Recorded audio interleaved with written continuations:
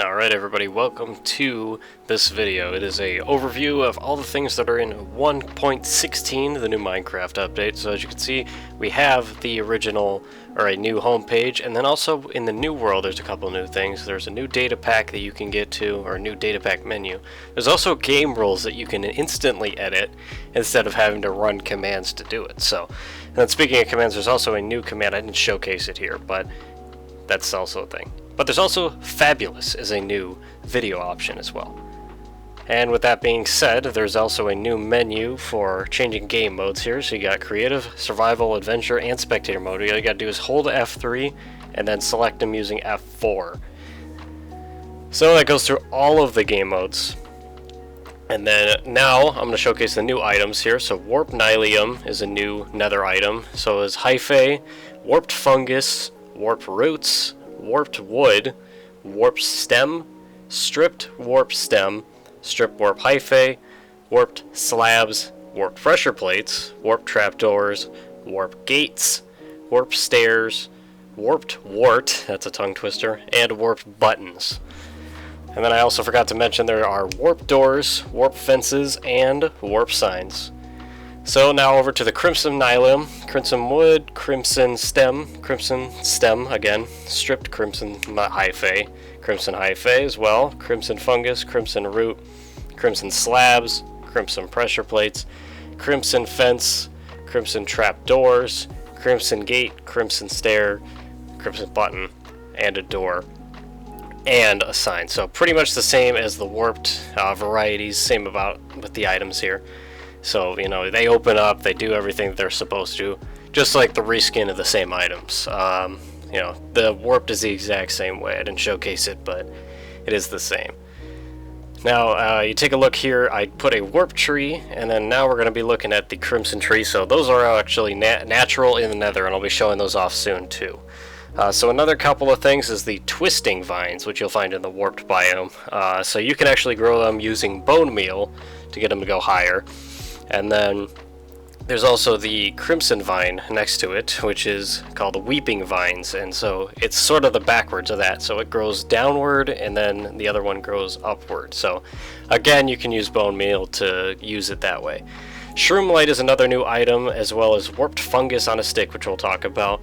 Soul Soil, Soul Campfire, which burns blue, Soul Torch, and a Soul Lantern. So Soul Fire is a blue variety of fire. It can be put on Soul Soil, burns at double the damage. So Nether, Gold, and Blackstone ore are two new ores that you'll find in the Nether, and then right here is a whole variety of things. So you can use them just like all the other types of stone. There's cracked varieties, stairs, slabs, chiseled, buttons, fences, and the like. And I'm not going to talk too much about netherite, but there's the ancient debris, and then there's the netherite for everything there, blocks, lodestone, basalt, and polished basalt. So netherite has been talked about endlessly, so let me showcase the lodestone here. So essentially what it is you go and put a compass into your inventory, and it'll guide you to wherever the lodestone block is. So in this case, what I have in my hand there is guiding me to where the lodestone is. It will always point in the direction. So getting lost is a thing of the past with the lodestone. So now, a couple more items here. There's the chain. Now we finally have cracked nether bricks and chiseled nether bricks, as well as crying obsidian back in the game for the first time in a long time. And then next to that is a target, as well as a respawn anchor, which I'm going to talk about in a little bit too. So, and then there's also redstone, which can go in multiple directions now instead of just one. Campfires, you can now, beside that there, put food on the sides. So I put all 4 different raw meats. And then walls finally work like walls. You know, there's no gaps. They go along with windows. They do what they're supposed to. And then now let me show what hose can do. Now this works for sponges and a couple other items as well. But hose can actually just sort of like pillage right through all these soft blocks like leaves here. We'll just pillage, destroy tons of these leaves here, and that goes for sponges and a couple other things as well. So next up, we're going to be going in and looking at the new CD, which you don't really get to see too many. It's available online and Spotify even, so take a listen to the song. I'm not going to play it here, but it's a good jam. And then now the targets, I said we'd touch on them, but the targets work just as a target would. So the better your aim, the longer it'll stay on. So you're going to want to actually, I'm terrible at aiming as you see in my survival videos, so make sure that you aim. If you hit the corners there, they're not going to stay on as long. But if you hit the bullseye, you're going to have a long laster as far as the power. So you can keep actually spamming them, does it decently as well. So if you just spam arrows, I mean, targets are targets, you know, they're not, you know, entirely a big thing, but it's a fun little additive. Now the respawn anchor, I'm going to explain here. So essentially what it is you can charge up to 4 with glowstone, and then for every time you die, you'll respawn there.